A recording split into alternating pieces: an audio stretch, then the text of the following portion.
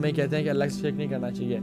اللہ اکیلا خالق ہے، مالک ہے، رازق ہے، اولاد دینے والا ہے، رزق دینے والا ہے. لیکن جی ہم تو فلاں شخص کے پاس جاتے ہیں، وہ بڑی کرامات والے ہیں، وہ بڑے عطاؤں والے ہیں، وہ بڑا نوازنے والے ہیں، ان کے در پہ بہت سارے لوگ ہیں اور اولاد لے کے آئے اور رزق لے کے آئے، تو یہ کیوں نہیں جائز؟ ہم کہتے ہیں نہیں جی نہیں، کسی سے مدد مانگنا جائز نہیں ہے اللہ کے علاوہ. تو وہ پھر کہتے ہیں کہ آپ مدد نہیں مانگتے کہ یار فلاں شخص عبداللہ عبدالرحمن مجھے کائنڈلی پانی پلا دو، یا کائنڈلی میری گاڑی نیچے پار کر کے آ جاؤ. یہ مدد نہیں مانگ رہے آپ. تو ایک اصول یاد رکھیں، جس شخص سے آپ مدد مانگ رہے ہیں اگر اس میں 3 کوالٹیز پائی جائیں اس سے آپ مدد مانگ سکتے ہیں، which is حی، حاضر and Qadir. He should be al-حی means زندہ، living. حاضر he should be present, and Qadir he should be having the authority to do that work. وہ قادر ہو اس چیز پہ. لیکن اگر میں کسی انسان سے بولتا ہوں کہ کائنڈلی آپ زندہ ہیں، آپ بڑے نیک انسان ہیں، آپ مجھے اولاد دے دیں، حی ہے جی ہیں، ٹک ہوگی جی.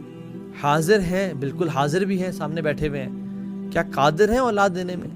نہیں، قادر نہیں اولاد دینے میں، کیونکہ اللہ تعالیٰ جس کو اولاد دینا چاہے دیتا ہے، جس سے روکنا چاہے روک دیتا ہے.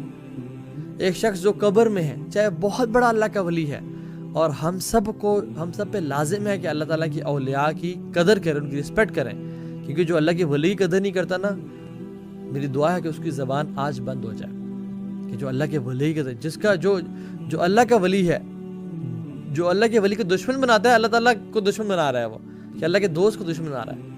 لیکن ان لوگوں نے، اللہ تعالیٰ کے اولیاء نے کبھی ہمیں یہ نہیں کہا کہ مجھ سے مانگنا یا میرے سے سوال کرنا یا میرے سے ہیلپ سیک کرنا، کبھی ایسا نہیں کہا.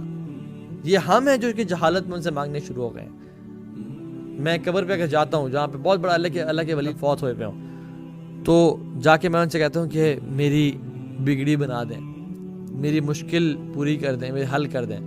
کیا وہ حی ہے؟ نہیں، وہ تو حی نہیں ہے. کیا وہ حاضر ہیں؟ وہ حاضر بھی نہیں، وہ تو اپنی قبر میں ہے. کیا وہ قادر ہے؟ وہ قادر بھی نہیں ہے. ان سے اگر ایک مکھی کوئی چیز لے کے چلی جائے وہ اسے واپس چھین نہیں سکتے. تو میں کیسے مانگ رہا ہوں ان سے؟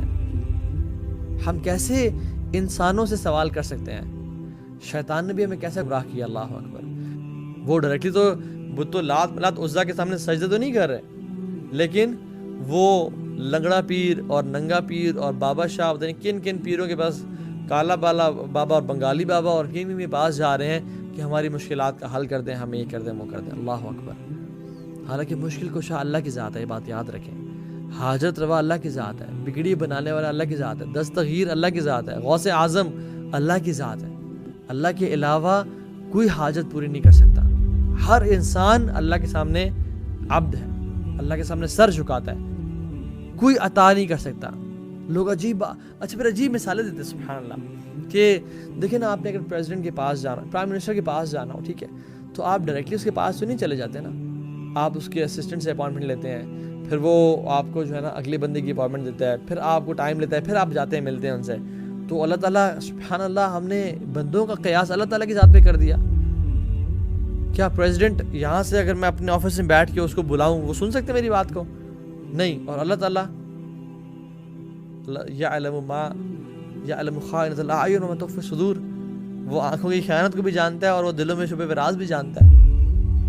میں اگر پریزیڈنٹ کے بارے میں سوچوں، کیا وہ جانتے کہ میں سوچ رہا ہوں؟ نہیں. اللہ تعالیٰ جانتے ہیں. کیا پریزیڈنٹ میری شارخ سے زیادہ قریب ہے؟ نہیں. وَنَحْنُ أَقْرَبُ إِلَيْهِ مِنْ حَبْلِ الْوَرِيدِ، ہم تمہاری شارخ سے زیادہ قریب ہیں. انسان کا یہ اللہ تعالیٰ کا نعوذ باللہ قیاس انسان پہ کیسے کر دیا ہے؟ تو بہت بڑی گستاخی ہے.